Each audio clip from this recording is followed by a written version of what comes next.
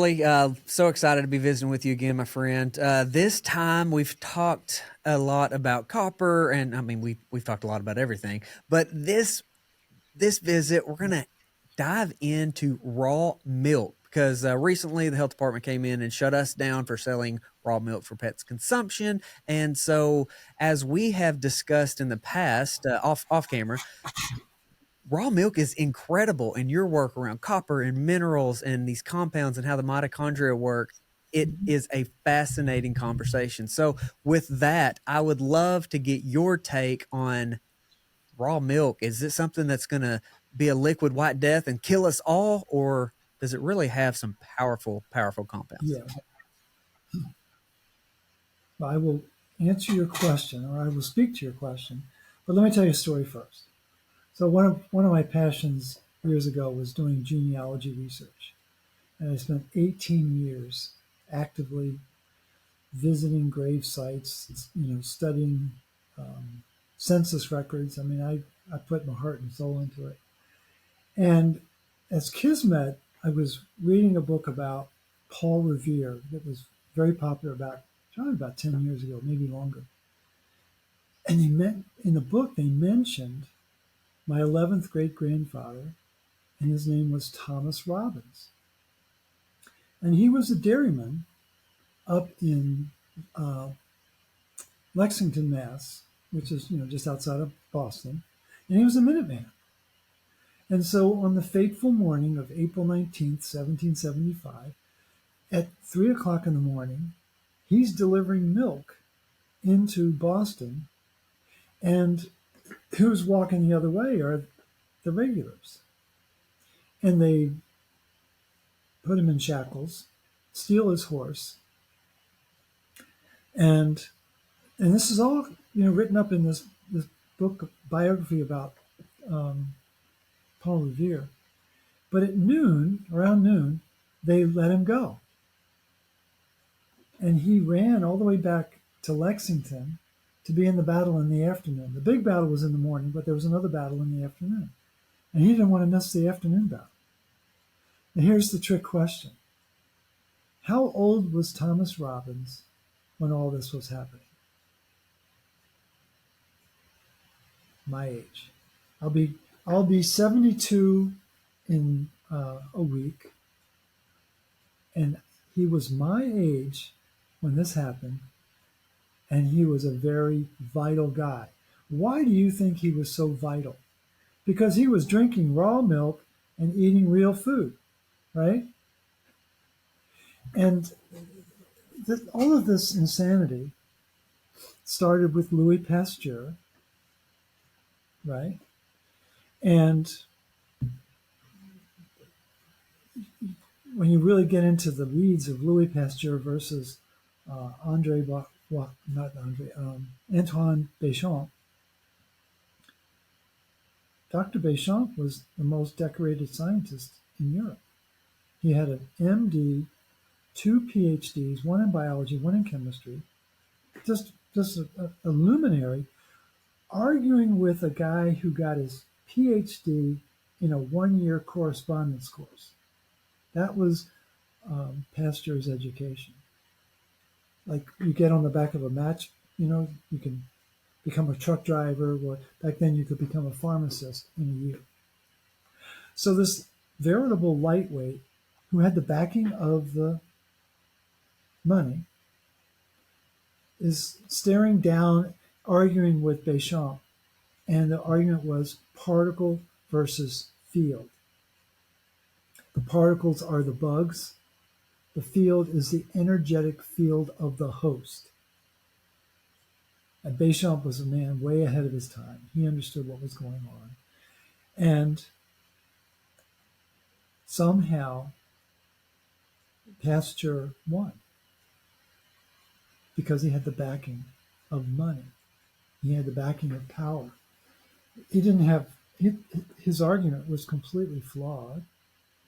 And when you get into how the body really works, the body needs minerals. The body needs enzymes. The body needs nutrients to do its job. Now, the part that that most people don't know about is there's a very important organ in our body called the spleen, and it's known as the hidden organ. And it's a really important organ. When you think about the spleen, picture the logo for the Mercedes-Benz automobiles, the tri-pointed star, because the spleen has three jobs. It's involved in digestion. It's running the iron recycling system, and it's running the immune system. And so the, there's tissue in the spleen called red pulp, like the color of your shirt.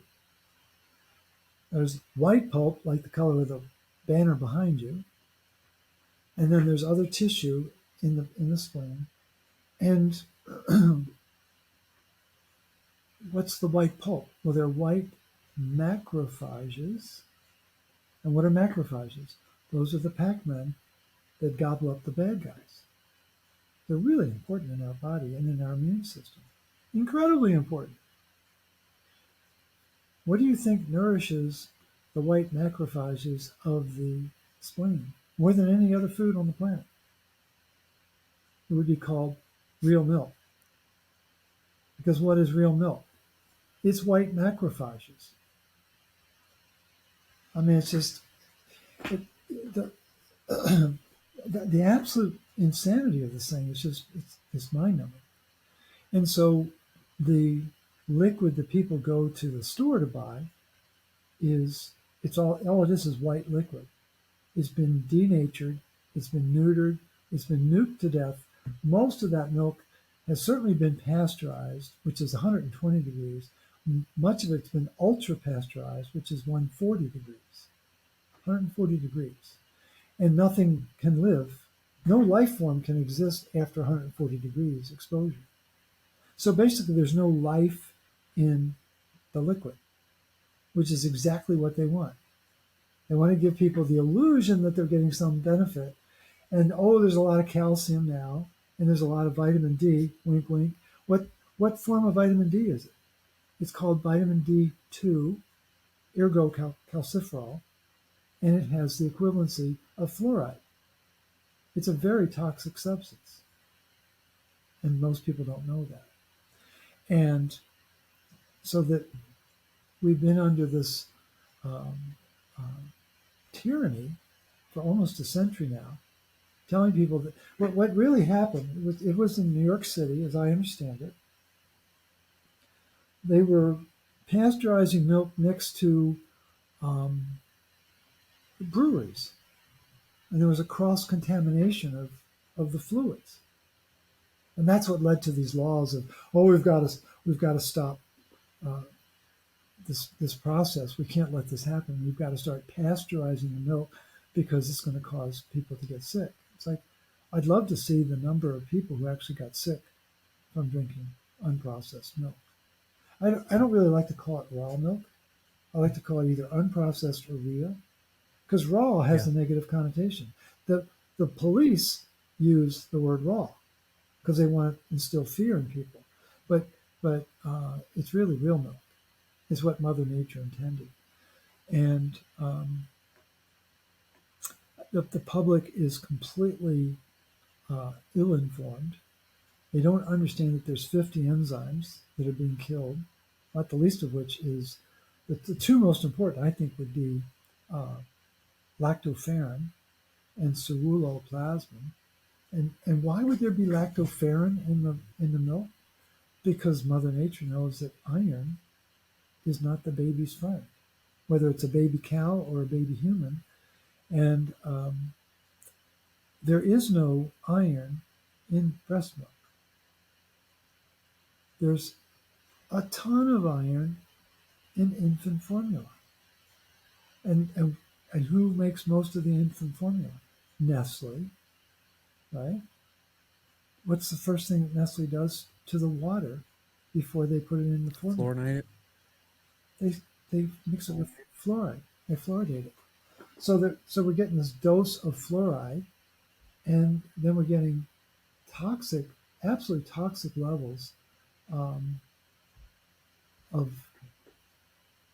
the vitamin D, and people don't understand what iron and vitamin D do.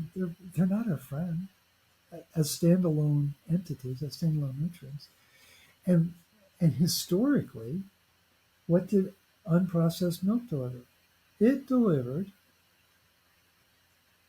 copper and retinol and the enzymes.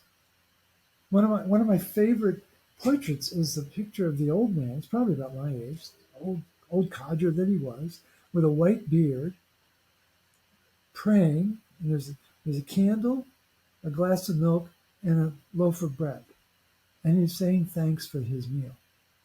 And that's what our ancestors ate. They didn't have a three-course meal, living on the humble farms that they grew up on. And someone made an observation recently that our ancestors were either cold or hungry most of their lives. And I think that's true. We have this very uh, artificial, romantic image of what our ancestors, oh, they had 3 squares a day and it was really, they worked hard on the farm, but there was plenty of food. It's like, no, there wasn't. It's like, come on. It's like we have so blown it out of proportion. It's sad. And so the point that I made before we got officially started is I think they just distract us with these mind-numbing, petty issues to keep us away from the big issues because they don't want us thinking about the big issues. Like, well, why is the banking system set up the way it's set up? So I can put $1 in the bank, and then they can loan out $9. Tell me about this fractional banking system. I'd love to learn more about that. Help me understand that. That you could have a field day with just that question alone. That's the system that we're working with within banking. We don't need to go into that, but it's basically a Ponzi scheme, is what it is. It's like Las Vegas is running our banking system, and yet we're not supposed to think about that. We're supposed to worry about the farmer down the street who's selling unprocessed milk to his customers as pet milk. It's like, come on. I mean, the the the insult and the lack of integrity of it is just unbelievable. So that's a starter. That hopefully that at least touches base on some of the things that Yeah, you were curious it's about. it. I mean, it's a mess, Morley. Right? I mean, the whole thing is just a mess. I didn't care about milk, right? That was not a thing. So early on in the whole cancer Yeah, journey, looking at this, we pulled dairy out completely, and dairy in the context of conventional, commercial dairy. That was something that I think is right. it's massively problematic for a lot of people, and I think that's probably under talked about. But But real quick, why is milk problematic for most people? Because the sugar, the lactose sugar, requires an enzyme. It's called lactase enzyme. Guess what the battery pack is in lactase enzyme? It's copper. so No, it's like so most people don't know that, so they have a discomfort processing the milk, so then they reject it, not knowing it's one of the richest sources of nutrients on the planet because they've jacked us around copper. one thing I notice is the kind of the mucolytic effect. This buildup of mucus, and so like for me, this was maybe two years ago. I started eating like a lot of cottage cheese, and before I knew it, I had Yeah. an ear infection, and I'm talking about like a bad ear infection to the point of having a Okay. perforated eardrum. Went into an urgent care, got my Rocephin Ooh, shot, a round of antibiotics, and steroids, right? Nothing. I just couldn't hear out of the ear. right. Did another round of the whole thing. Nothing. And after that, I went back. This is the third time, Morley, that I go back after getting everything thrown at it and trying to get into an ENT. So finally got it scheduled. It was like 6 months out before I could even get in there. Happened to see a Barbara O'Neill video to where she's using an onion poultice. Okay. It's like, what do I have to lose? I can't hear. I'm excruciating pain. And I do it. The Right. next morning, Morley, the Right. next morning, I could hear for the first time and the pain was gone. right? Using an onion after going through almost a Sure. month of all this. And so I started trying to understand why in the world that would work. And so this is twofold where I'm wanting to get your input.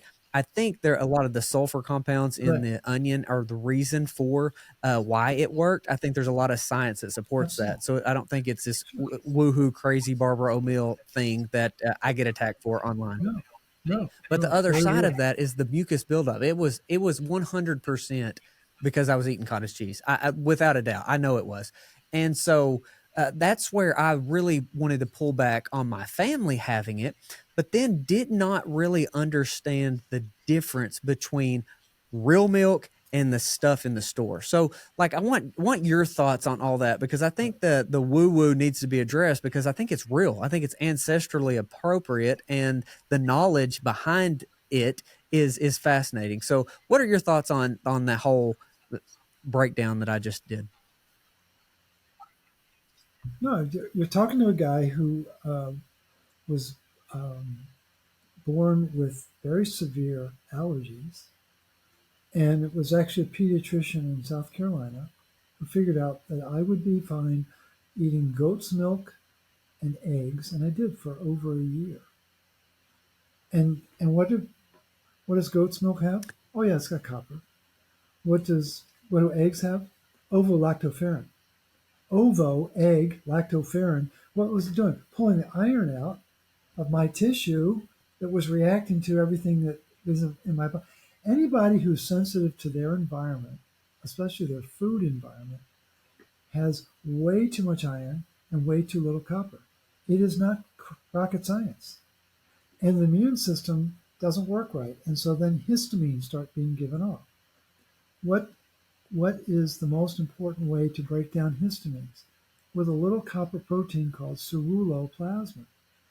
Ceruloplasmin increases the histaminase, that's the enzyme that'll chop up histamines. We call it DAO today, but back in the day, it was called histaminase. There was a fourfold increase in histaminase activity in the presence of ceruloplasmin. So it's like if you don't have ceruloplasmin in your body, you're going to react to your environment. It's that straightforward. And the the other thing that they've done is they've altered the protein in milk.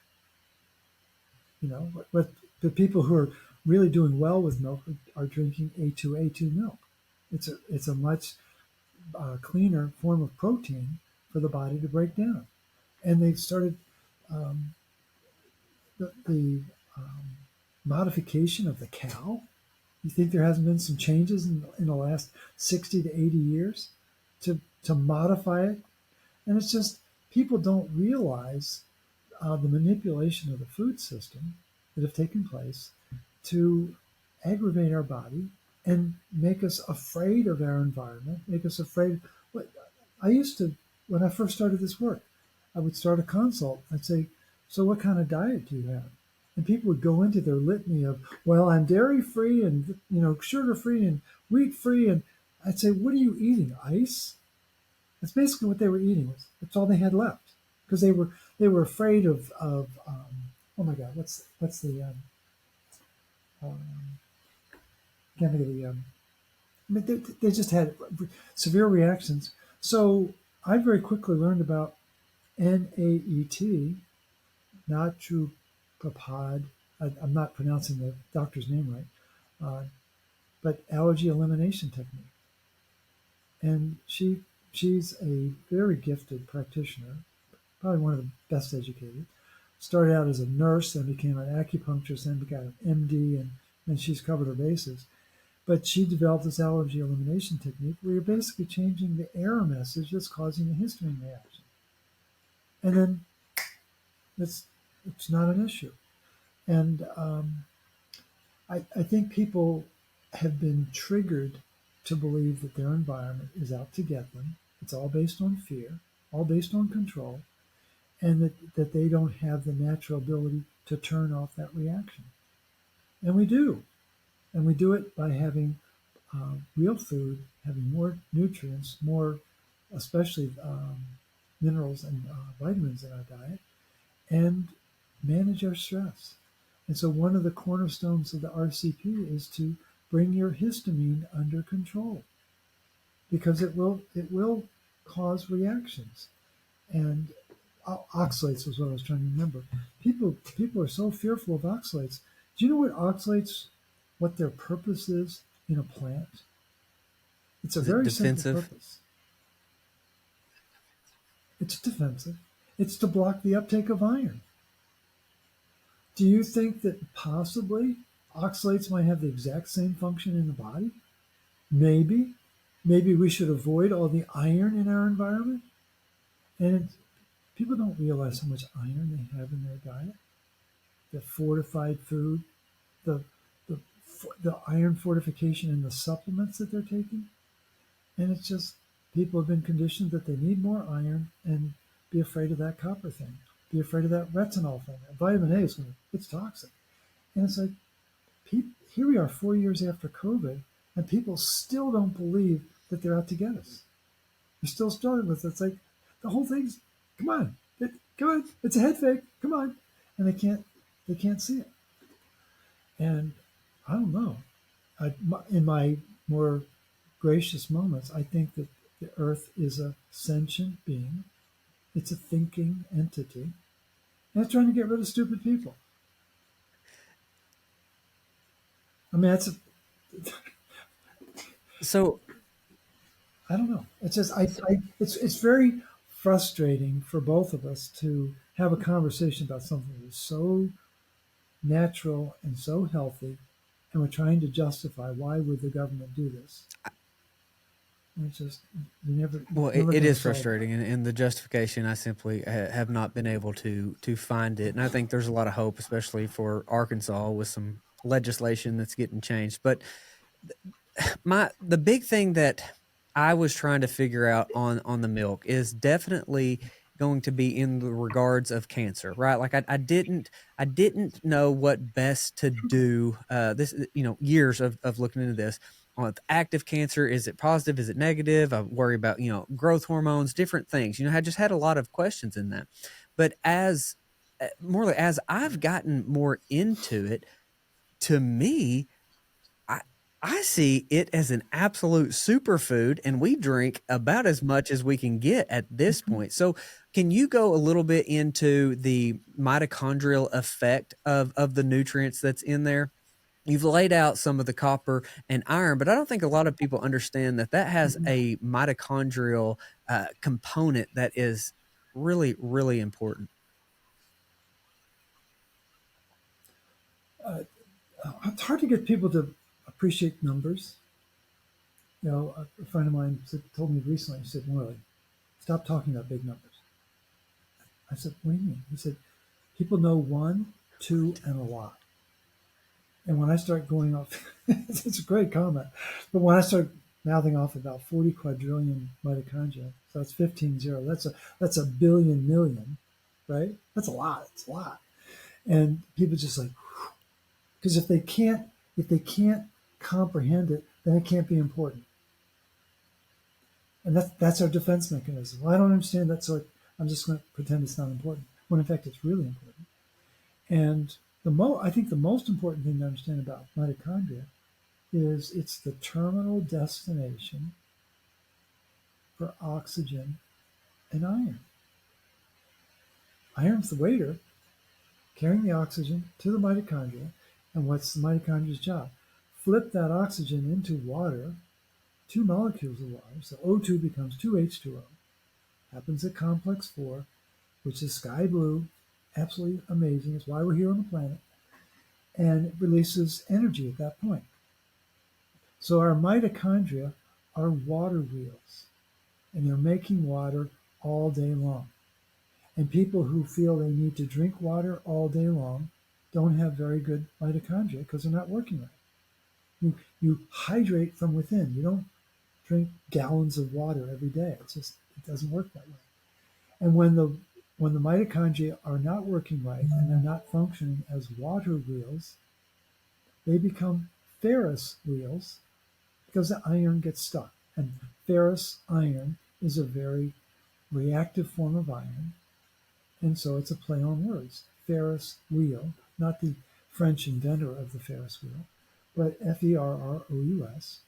And when iron gets stuck in the mitochondria, as it's designed to do if there's not enough energy being made, again, everything's energy dependent. As soon as the energy starts to wobble, the mitochondria have these very sophisticated recycling systems. It's got to recycle calcium. It's got to recycle amino acids. It's got to recycle iron.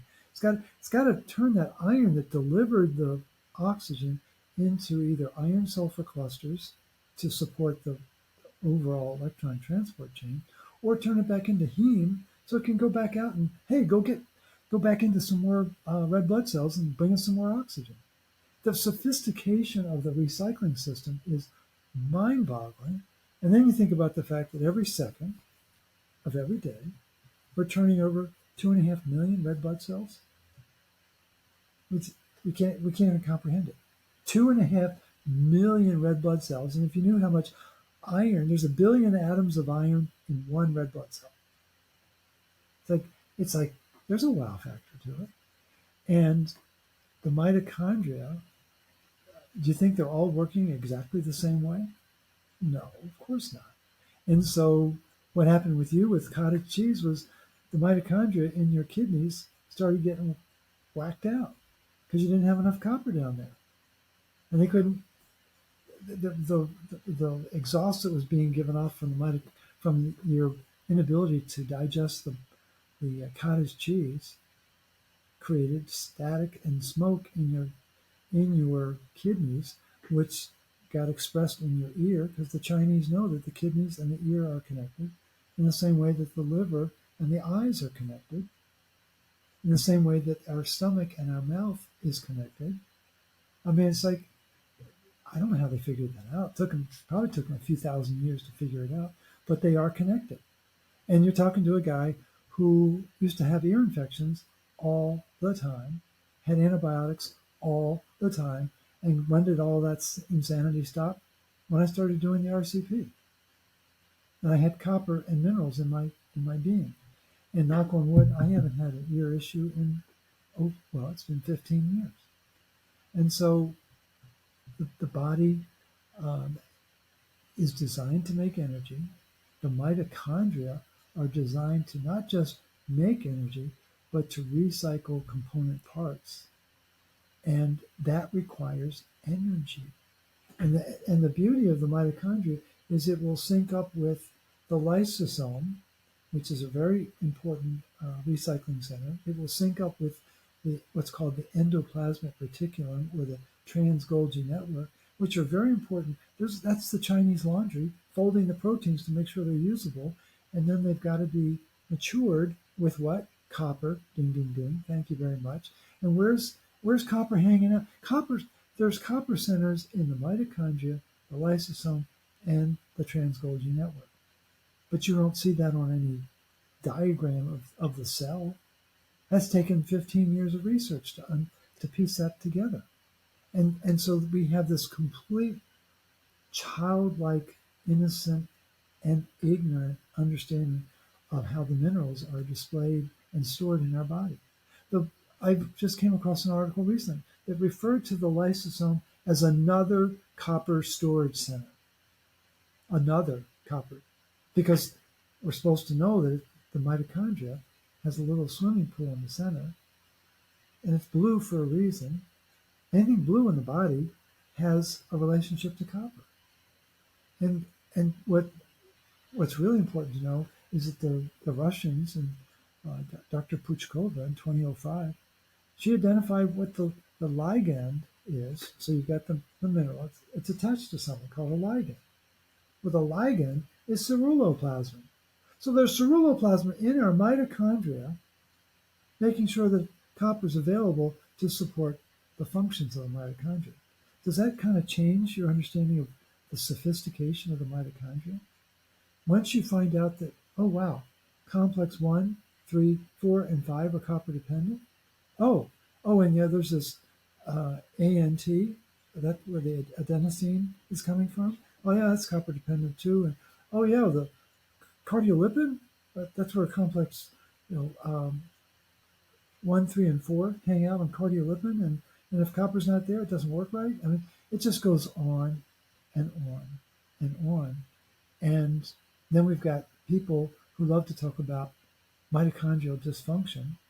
They love to use that phrase like they're really sophisticated, but never talk about minerals, never talk about copper, never talk about how retinol is hanging out between complex 3 and 4 so the electrons can ride the retinol tail.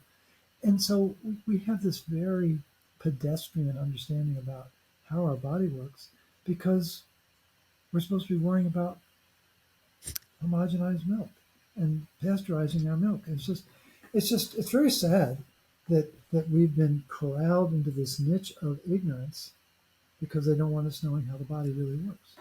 The more I learn, the more we talk, the more we have guests, and we just keep diving in, the more I am absolutely blown away with the little bit of knowledge we actually have. And so, like, one thing that you hit on earlier was that the mitochondria actually produce, metabolic water, and that is such a nuance for most people, right? Like, we don't need to be drinking a gallon of water a day, that our mitochondria do it, and it does so much more, right? And Morley, I know you got to get off of here, so apologize that this is a shorter interview, but I think the mitochondria conversation, that's what we were wanting to do, is take a deep dive in that, and we'll do that in the future. But the mitochondria are so much more than produce ATP, right? Like, so much more. Oh, they're often referred to as furnaces. No, don't use that term. Refer to them as a powerhouse. And then when we do have our conversation, I'll introduce you to the lighthouse of the mitochondria. That's really what it is. It's a lighthouse, because we think, oh, there's the mitochondria and then there's the light system. It's like, no, they're all connected. And so when you understand the infrastructure of the mitochondria and that it's supposed to be emitting light, it's like, oh wow, it gets very, you'll become reverential, it gets spiritual, but it's like, that's what our maker designed us to do, is to have this source of light, to bring the light from within. And isn't it interesting that copper has a magnetic attraction to sunlight? Wow, what a coincidence. And that what's important for the metabolism of vitamin A and vitamin D? It's a vitamin called folate, B9, and folate has copper in it. Ding, ding, ding. I learned that from Leslie Clavet, who's a world-renowned cardiologist and copper researcher. But what does folate do? It activates the process of synthesizing vitamin D and breaking down vitamin A into its component parts so it can support metabolism. I'm sure I've said this before, but I'll just reinforce it. I personally think vitamin A metabolism is 100 times more important than vitamin D because of its connection to light. And vitamin A came on the planet before vitamin D, hundreds of millions of years before it. And it's a light sensor. Hey, there's photons out there. What are we going to do with those photons? And what is vitamin D? It's sunglasses. It's a light filter, and we've been trained to think it's just the opposite. And therein lies the problem, is that people don't understand the importance of light to our physiology, not just from outside, but from within. And that's what we can chat about. I love it. Thank you again, my friend. To be continued. Absolutely. Thank you for joining us in the Sowing Prosperity mission. If you like this content, like and subscribe, share with your friends. Be sure to check out sowingprosperity.com. Sign up for the email. We've got so much more work to do.